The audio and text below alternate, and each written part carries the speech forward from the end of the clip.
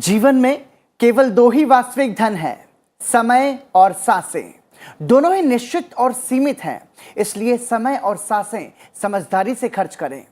श्रेष्ठता का आधार ऊंचे आसन पर नहीं बल्कि ऊंची सोच पर निर्भर करता है और विनम्रता मनुष्यता का सबसे बड़ा गुण है। जी हाँ, बड़ा वही है जो सामने वाले व्यक्ति को छोटा महसूस ना होने दे। हमारा व्यवहार ही दरअसल हमारा परिचय है। और कहा भी गया है कि ऐसी वाणी बोलिए मन का आपा खोए, औरन को शीतल करे आपहु शीतल होए। Smile is a universal language, इसलिए अपने अच्छे व्यवहार और मुस्कान के साथ करें अपने दिन की शुरुआत। हेलो इंडिया, मैं हूं अमृता चौरसिया। हेलो इंडिया, मैं हूं आपके साथ पराक्रम सिंह शेखावत।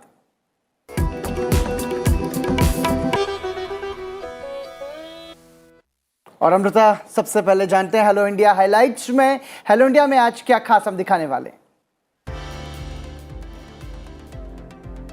तो हाइलाइट्स में आज है वीवो ने विदेशों में गैर कानूनी ढंग से भेजे 62,476 करोड़ रुपए। दिल्ली दौरे पर किससे मुलाकात करेंगे महाराष्ट्र के मुख्यमंत्री एकनाथ शिंदे। साथ ही देश की तमाम बड़ी खबरें। क्या पहली बार किसी भारतीय को मिल सकती है ब्रिटेन की कमान? दुनिया में होने वाली हलचल पर भी रहेगी हमारी नजर अंतर्राष्ट्रीय सुर्खियों के जरिए।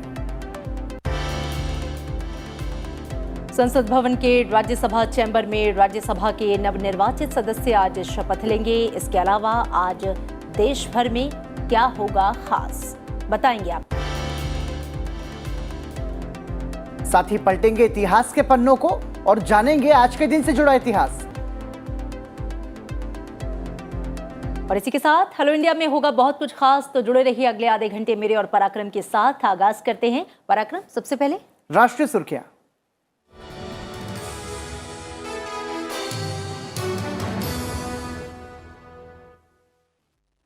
थल सेना अगले महीने उत्तर प्रदेश में अग्निपथ योजना के तहत भर्ती रैलियों का आयोजन करेगी। ये रैली बरेली, मुजफ्फरनगर के साथ ही मेरठ क्षेत्र के 13 जिलों और आगरा क्षेत्र के 12 जिलों को कवर करेगी। इसके अलावा ये रैली कानपुर, फैजाबाद, वाराणसी क्षेत्र में भी आयोजित की जाएगी। मुंबई की अदालत ने अमरावती हत्या मामले में गिरफ्तार 7 लोगों को 15 जुलाई तक एनआईए की हिरासत में भेज दिया है। इससे पहले सभी आरोपी पूर्वी महाराष्ट्र के अमरावती शहर से मुंबई लाए गए थे। कहा यह जा रहा है कि बीजेपी की पूर्व प्रवक्ता नुपुर शर्मा का समर्थन करने को लेकर अमरावती में केमिस्ट उमेश कोहले की हत्या कर दी गई थी। प्रधानमंत्री नरेंद्र मोदी ने गुरुवार को अपने संसदीय निर्वाचन क्षेत्र वाराणसी में अखिल भारतीय शिक्षा समागम का उद्घाटन किया। इस मौके पर प्रधानमंत्री ने कहा कि अंग्रेजों की बनाई व्यवस्था कभी भारत के मूल स्वभाव का हिस्सा नहीं थी और ना हो सकती है। उन्होंने कहा कि राष्ट्रीय शिक्षा नीति नई पीढ़ी को आने वाले कल के लिए तैयार करने की बुनियाद रखेगी।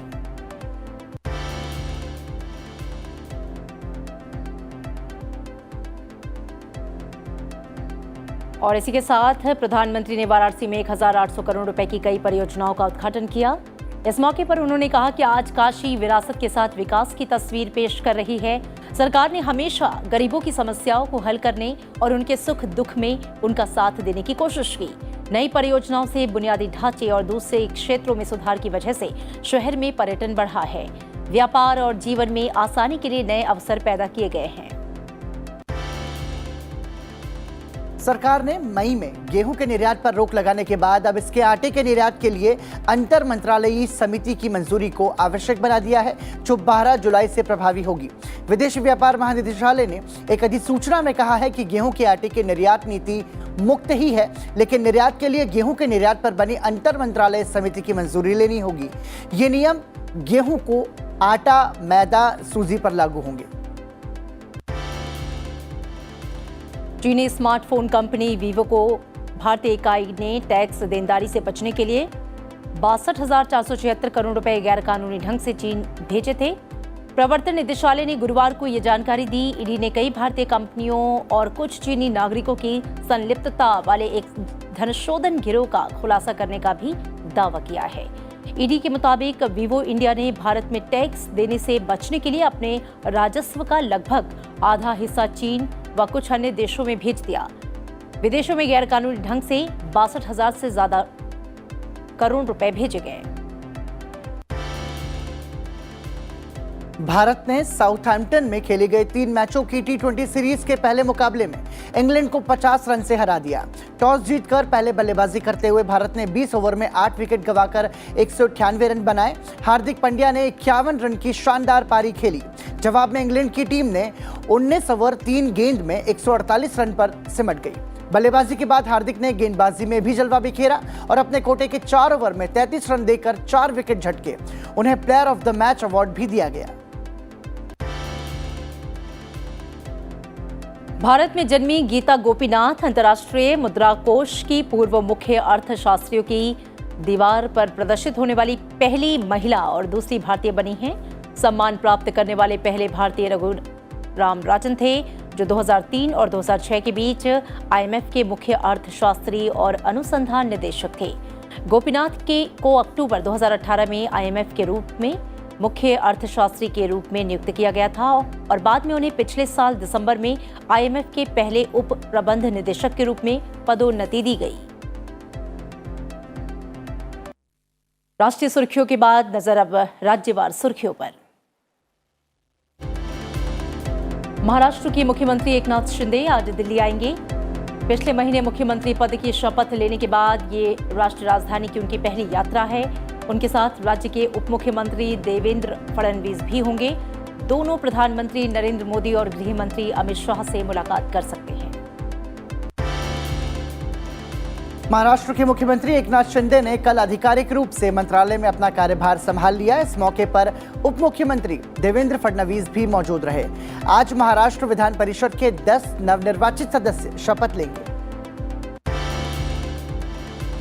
फैक्ट चेक से जुड़ी वेबसाइट ऑल्ट न्यूज के सह संस्थापक मोहम्मद जुबैर ने सुप्रीम कोर्ट में जमानत याचिका दायर की। सुप्रीम कोर्ट जुबैर की जमानत याचिका पर आज सुनवाई करेगा। उन पर ट्वीट के जरिए धार्मिक भावनाओं को आहत करने का आरोप है। वाईएस जगन रेड्डी को आज वाईएसआरसीपी का आजीवन प्रमुख नामित किया जाएगा। आंध्र प्रदेश के मुख्यमंत्री वाईएस जगन मोहन रेड्डी को सत्तारूढ़ युवजन श्रमिक रायथू कांग्रेस पार्टी का आजीवन अध्यक्ष चुना जाएगा। पार्टी के संविधान में संशोधन किया जाएगा ताकि रेड्डी को उनके जीवन भर के लिए वाईएसआरसीपी अध्यक्ष के रूप में चुना जा सके। त्रिपुरा के मुख्यमंत्री माणिक साहा को आज औपचारिक रूप से विधायक पद और गोपनीयता की शपथ दिलाई जाएगी। उन्होंने सोमवार को राज्यसभा सदस्य के रूप में अपना इस्तीफा दे दिया था। त्रिपुरा में एक साथ 14 देवताओं की पूजा के साथ सदियों पुरानी 7 दिवसीय रंगारंग खार्ची पूजा गुरुवार को पारंपरिक उत्साह और अनुष्ठान के साथ शुरू हो गई। प्रधानमंत्री नरेंद्र मोदी ने शुभ पूजा के अवसर पर सभी को, खासकर त्रिपुरा के लोगों को बधाई दी है। उन्होंने ट्वीट कर कहा कि खार्ची पूजा की शुरुआत पर बधाई। चतुर्दश देवता का आशीर्वाद हम पर हमेशा बना रहे। सभी को अद्भुत स्वास्थ्य, सफलता और समृद्धि मिले। सुरक्षा बलों ने गुरुवार को जम्मू कश्मीर के पुलवामा जिले में प्रतिबंधित संगठन अल बद्र के एक हाइब्रिड आतंकवादी को गिरफ्तार किया। आतंकी का नाम आमिर अहमद पर्रे है और वो शोपिया के काशवा चित्रगाम का रहने वाला है। उसके कब्जे से हथियार और गोला बारूद बरामद किया गया। केंद्रीय गृह मंत्री अमित शाह ने कहा कि जम्मू कश्मीर प्रशासन ने प्रधानमंत्री के नेतृत्व में आतंकवाद पर निर्णायक रूप से नियंत्रण कायम किया है। सोनावर में दार्शनिक और समाज सुधारक रामानुजाचार्य की शांति प्रतिमा का अनावरण करने के बाद केंद्रीय गृह मंत्री ने ये बात कही। अमित शाह ने कहा कि उन्हें यह सोचकर शांति मिलती है कि श्रीनगर में सूर्य मंदिर का जीर्णोद्धार हो सका। उन्होंने कहा, श्रीनगर में शांति प्रतिमा का अनावरण होना भारत के लोगों के लिए अच्छा संकेत है, विशेष रूप से जम्मू कश्मीर के लोगों के लिए भी।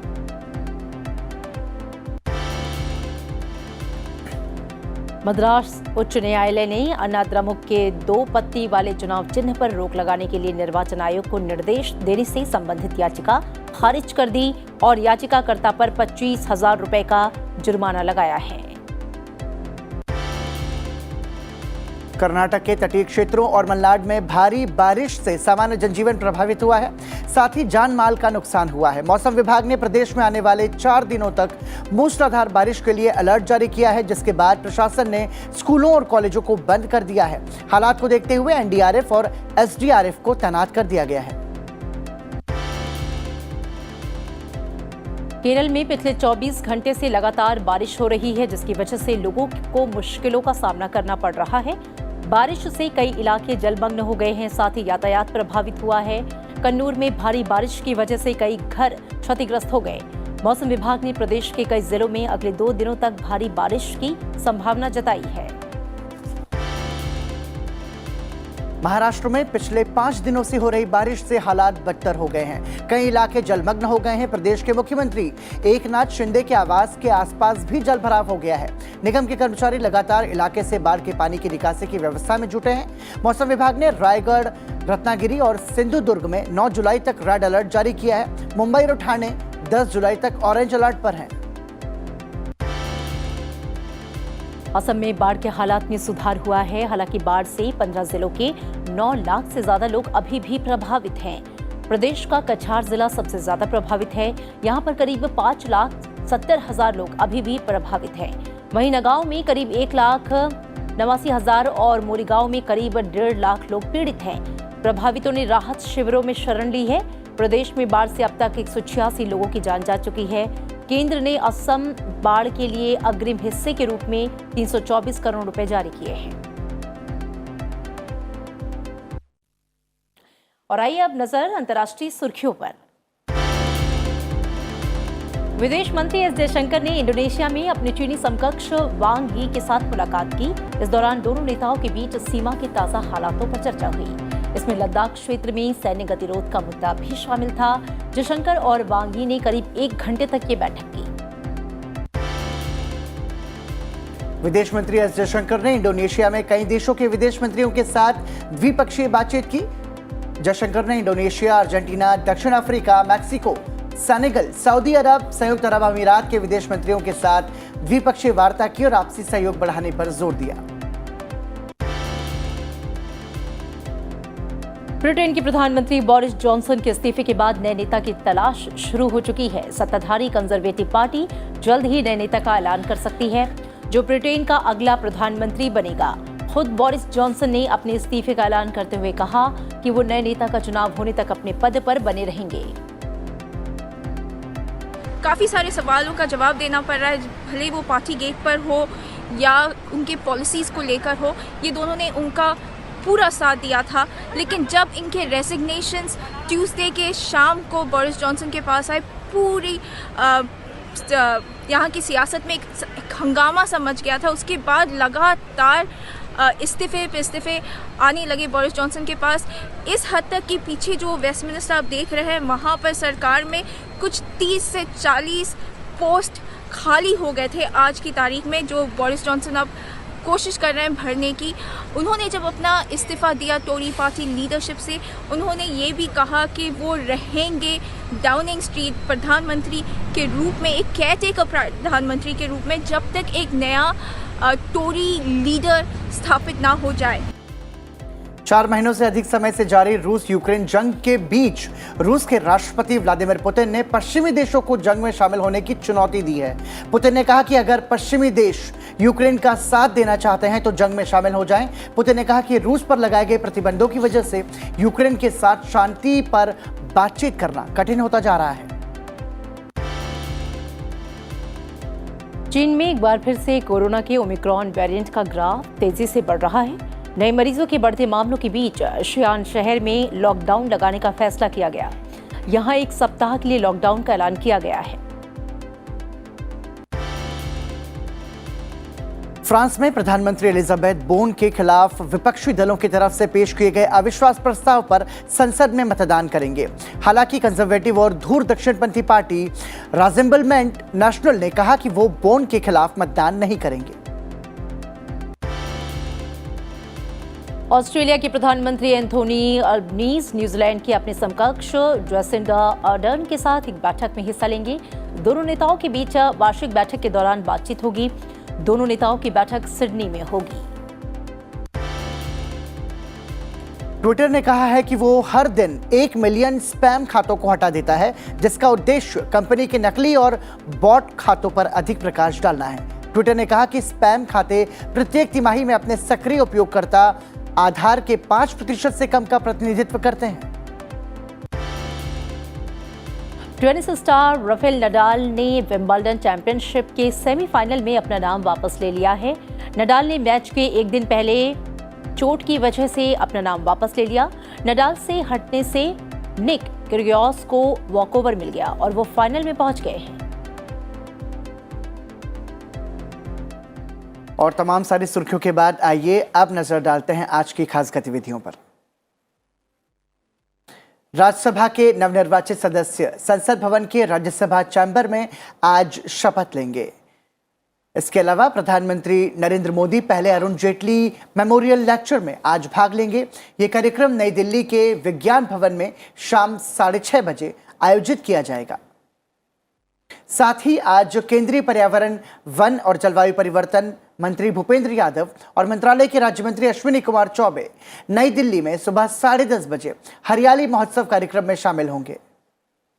इसके अलावा झारखंड के पलामू में सुबह 11 बजे एक सामाजिक अधिकारिता शिविर का आयोजन किया जा रहा है। इसका उद्देश्य दिव्यांगजन को सहायता और सहायक उपकरण का वितरण करना है। साथ ही देश के सबसे बड़े राज्य से चुनावी समर्थन हासिल करने के लिए एनडीए की राष्ट्रपति पद की उम्मीदवार द्रौपदी मुर्मू आज लखनऊ जाएंगी। और खास ट्वीट की बात कर लेते हैं अमृता। अब नागालैंड में आज तुलूनी पर्व मनाया जा रहा है। नागालैंड की सुमी जनजाति के द्वारा मनाया जाने वाला फेस्टिवल मुख्य रूप से एक फसल त्योहार है। जी हाँ, आपको बता दें कि जो जुलाई के महीने में मनाया जाता है और इस मौके पर लोकसभा अध्यक्ष ओम बिरला ने राज्य के लोगों को ट्विटर पर शुभकामनाएं संदेश दिया है। और ट्वीट के जरिए लोकसभा अध्यक्ष ओम बिरला ने लिखा कि नागालैंड के मेरे भाइयों और बहनों को तुलूनी के पर्व की हार्दिक बधाई। ये खुशी का अवसर है जब हमारे जीवन में सुख, समृद्धि और शांति लाएगा। और इसके बाद अब वक्त हो चला है पराक्रम, अपने इतिहास को जानने और समझने का हमारे खास सेगमेंट इतिहास के पन्नों में। आइए पलटते हैं इतिहास के पन्नों को और जानते हैं कि 8 जुलाई यानी कि आज के दिन की तारीख किन खास घटनाओं के साथ इतिहास के पन्नों में दर्ज है। 8 जुलाई वर्ष 1497 में वास्को डी गामा ने 4 समुद्री जहाजों के साथ पुर्तगाल की राजधानी लिस्बन से भारत के लिए अपनी समुद्री यात्रा शुरू की। 20 मई वर्ष 1498 में वास्को डी गामा भारत पहुंचा। इस समुद्री यात्रा से वास्को डी गामा ने भारत जाने वाले समुद्री मार्ग की खोज की। इस यात्रा के दौरान वास्को डी गामा का समुद्री बेड़ा मोजाम्बिक द्वीप से मालिंदी होते हुए कालीकट पर पहुंचा। इस जगह को वास्को डी गामा ने अपने भारत पहुंचने के प्रमाण के रूप में स्थापित किया। उस समय कालीकट भारत के सबसे अधिक प्रसिद्ध और महत्वपूर्ण व्यापारिक केंद्रों में से एक था। वास्को डी गामा के इस समुद्री रास्ते की खबर धीरे धीरे फैलने लगी, जिससे यूरोप के व्यापारी, सुल्तान, पुर्तगाली और लुटेरे कब्जा करने की मंशा से भारत आए।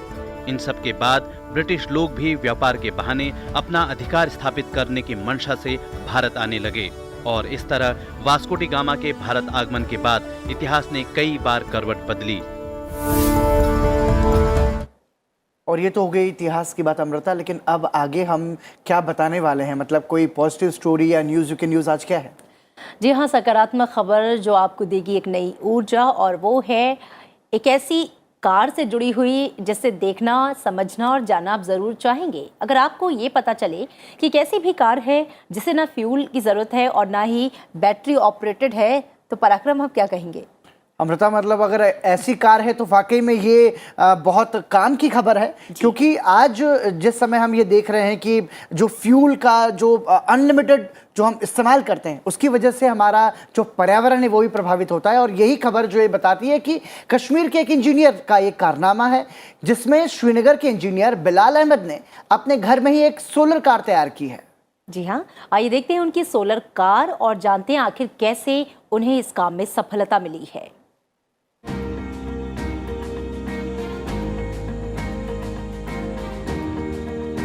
आम कार से अलग दिखने वाली इस कार का सिर्फ डिजाइन ही जुदा नहीं है, बल्कि इसका बेसिक फीचर इसे खास बनाता है। सौर ऊर्जा से चलने वाली इस कार की फोटो जब सोशल मीडिया पर आई तो सबकी जुबान पर इसकी चर्चा थी। इस कार को बिलाल अहमद ने बनाया है, जो पेशे से अध्यापक हैं। ये 2 डोर 4 सीटर कार है। इस कार में बोनट, बूट डोर और रूफ हर जगह विशाल सोलर पैनल लगाए गए हैं, जिनके जरिए कार में लगा बैटरी पैक चार्ज होता है। इसमें 2 दरवाजे लगे हैं जो ऊपर की ओर खुलते हैं। ये यकीनन आपका ध्यान खींचेंगे। इस सोलर कार को बनाने के लिए अहमद ने 1950 के बाद से बनी तमाम शानदार कारों को स्टडी किया, फिर काम शुरू किया। कई वीडियो देखकर इस कार को संशोधित किया और सुविधाओं को जोड़ा। शुरुआत में ये विकलांगों के लिए एक कार बनाना चाहते थे, लेकिन आर्थिक स्थिति सही न होने के कारण इन्हें कामयाबी नहीं मिली। अहमद ने कार में ऐसे सौर पैनलों का इस्तेमाल किया जो कम धूप के दिनों में भी नतीजे दे सकते हैं। इसके अलावा इन्होंने इनोवेटिव कार की कमजोरियों पर काम किया। कभी कभी कार के दरवाजों को सकरी जगह पर पार्क करने पर कम धूप मिलती थी। इस समस्या को दूर करने के लिए उन्होंने खास दरवाजा बनाया जो ऊपर की तरफ पंख की तरह खुलता है। आखिरकार 11 साल की मेहनत और 16 लाख रुपए खर्च कर बिलाल ने एक ऐसी कार तैयार की है जो सोलर पैनल के जरिए चार्ज होती है। इस कार से ध्वनि प्रदूषण भी नहीं होता। निश्चित तौर पर ये कार कश्मीर के वातावरण के लिए भी अनुकूल है। तो कश्मीर की प्रतिभा का एक और नमूना हमने देखा अमृता, और मुझे लगता है कि ऐसी चीज़ों को बढ़ावा दिए जाने की ज़रूरत है, जैसे कि हम एनवायरनमेंट जो हमारा पर्यावरण उसको भी बेहतर बना सके। बिल्कुल, बहुत ही सकारात्मक पॉजिटिव खबर। और अब रुक कर लेते हैं कश्मीर से बिहार का, बात बिहार के झंझारपुर की। बिहार के मधुबनी जिले का संसदीय क्षेत्र झंझारपुर मिथिलांचल का प्रमुख केंद्र है और यहाँ से सांसद हैं रामप्रीत मंडल। ऐतिहासिक, सांस्कृतिक और प्राकृतिक संसाधन से भरपूर झंझारपुर में बाढ़, बेरोजगारी और पलायन ये प्रमुख समस्याएं हैं। सांसद रामप्रीत मंडल ने संसद टीवी के कार्यक्रम आपके सांसद में हमारे सहयोगी सूरज मोहन झा को अपने संसदीय क्षेत्र के विकास के कार्य योजना के बारे में बताया। जी हाँ, आप ये कार्यक्रम आज शाम 7 बजे देख सकते हैं सिर्फ संसद टीवी पर। आपके सांसद में हम चलते हैं झंझारपुर लोकसभा सीट। आपने अपने संसदीय क्षेत्र में क्या कुछ विकास कार्य किए हैं? अभी तक मैंने 119 योजनाएं बनाया हो, कुछ अधूरा है, कुछ बन गया है, कुछ बन रहा है। रोजगार के लिए बहुत संभावना है और हम प्रयास कर रहे हैं कि हमारे झंझारपुर कैसे डेवलप हो।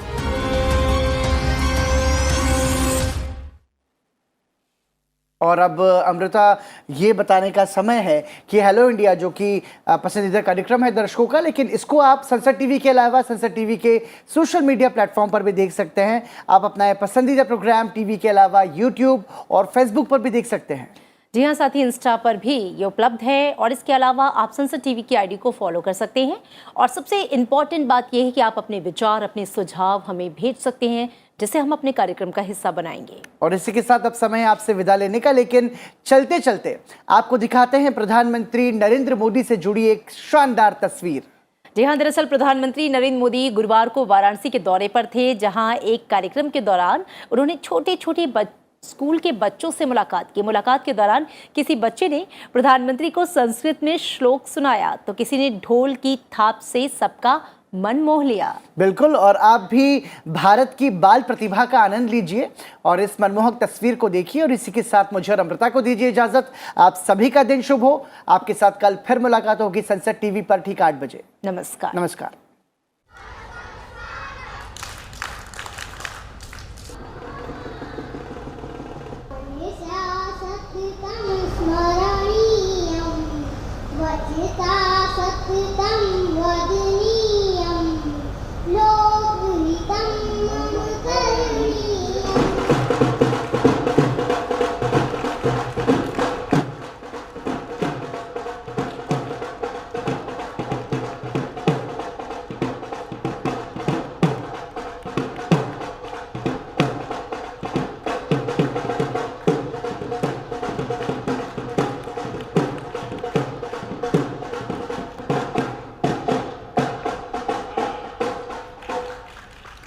सफाई करते हैं, हाथ धोते हैं, एक्सरसाइज करते हैं।